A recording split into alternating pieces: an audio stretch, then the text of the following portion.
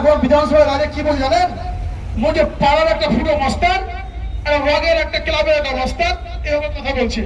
এখন চোখ রাঙিয়ে রাঙিয়ে চশমাটাকে নিচে করে দিয়ে আমি প্রত্যেকে চিনি, এরা সবাই জিহাদি, এ লুঙ্গি বাহিনী, এ হচ্ছে জিহাদি, এ শুক্রবারী, এই সমস্ত সে ভাষা প্রয়োগ করছে একজন মুখ্যমন্ত্রী। আপনারা ভাবতে পারেন, যার ভাষা থাকবে নমনীয় শ্রীলতা, এমন ভাবে কথা বলবে ও প্রত্যেকের মুখ্যমন্ত্রী, প্রত্যেক জাতের, প্রত্যেক ধর্মের। সেখানে বিধানসভায় দাঁড়িয়ে একটা সাংবিধানিক পদ, সেখানে দাঁড়িয়েও একটা সরাসরি একটা জাতিকে টার্গেট করে বলছে কি এ শুক্রবারে। আরে ভাই, তোমার বাবা তো শুক্রবারে হয়েছিল, তাহলে সে কথা কেন বলছো? আমি একটা কথা বলি, আমাদের একটা আইন নিয়ে এসছে একটা বিধানসভাতে, যে আইনের নাম হচ্ছে গুন্ডা দমন আইন। এটা আসলে গুন্ডা দমন আইন না, এটা হচ্ছে বিরোধী দমন আইন। যারা বিরোধী পার্টি করে, যারা বিরোধী আমরা যারা আছি, আমাদেরকে কিন্তু দমন করতে হবে, সেটা তার কৌশল। আপনারা দেখেছেন কিছুদিন আগে দিল্লির যন্তর মন্তরে যেটা হয়েছিল, যে সভাটা হয়েছিল, ছাত্ররা যে আন্দোলন করেছিল, ওই আন্দোলনে কি দেখেছিলাম, ওখানে প্রত্যেকটা সংগঠন, প্রত্যেক ছাত্র সংগঠন গিয়ে তো সহযোগিতা করেছে। আর ওটার সপক্ষে, ওর সাপোর্টে কলকাতায় একটা মিছিল হয়েছিল ছাত্রদের। সেখানে কি বলছে দাঁড়িয়ে, বলছে আমি প্রত্যেককে চিনেছি, এরা প্রত্যেকে শুক্রবারী, এদের আমি এমন শাস্তি দিব 3 পুরুষ মনে রাখবে, এরকম ভাষা। সেখানে গিয়ে সকালে সে কথাটা বললো, আর বিকালে সবাই ছুটে গেল। তাহলে একটা দাম থাকলো। আরে আপনি যে কথাগুলো বলবেন একটু মেপে কথা বলবো, আপনি একটা সাংবিধানিক পদে আছেন, এ কথা হলে কে বলবে? আপনার যারা পাড়ার মাস্তান আছে, যারা ক্লাবে দেখাশোনা করে, ওরা এ কথা হলে বলবে।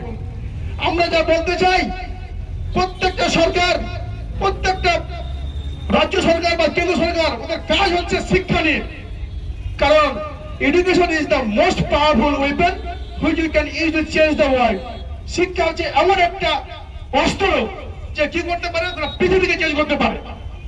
সেখানে কি করছে, কথায় কথায় এসে শুক্রবারই জিহাদি লুঙ্গি বাহিনী মশাই, এইভাবে আপনি আসেননি।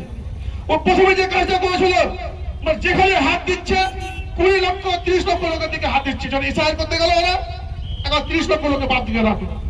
তারপরে আসলো কুরবানি, বলছে গো বংশ, গো হত্যা বন্ধ করতে হবে।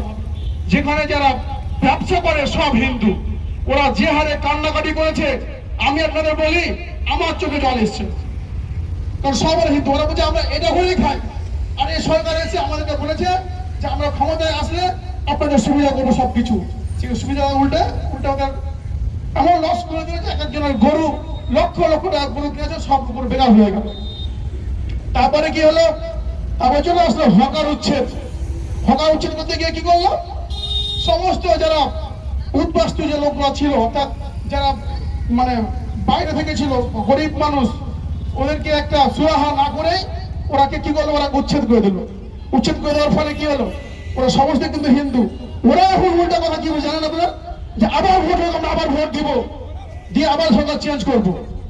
যে সরকারটা আমাদেরকে বলেছিল যে আপনারা জিতে আসলে আমরা গ্যাস কম টাকায় দেব, বিল কম নিব, এরপরে আমাদেরকে সমস্ত উল্টা কাজ করছে, আমরা এর বিরোধী। এখন গোটা রাজ্যের মানুষ বিপদে আছে, কি হিন্দু কি মুসলিম কেউ না। আমরা চাই আমাদের স্লোগান, এই কমিউনিস্ট পার্টির স্লোগান, প্রতি হাতে কাজ প্রতি পেটে ভাত। আমরা দেখুন আজকে আপনারা, আমরা যেটা আজকে স্লোগান দিলাম মিছিলের মধ্যে, এখানে দেখেছেন একটা কোন জাতি ভেদ কথা এসছে, পুরো সাম্প্রদায়িক উস্কানির কথা এসছে। আমাদের প্রত্যেকটা কথা শিক্ষা নিয়ে, প্রত্যেকটা কথা মানুষের কিছু উপকার হবে, কৃষকদের নিয়ে। আপনারা দেখেছেন এই রাজ্যে সরকার আসার পরে একের পর এক যে ঘটনা ঘটাচ্ছে, দাবির উপরে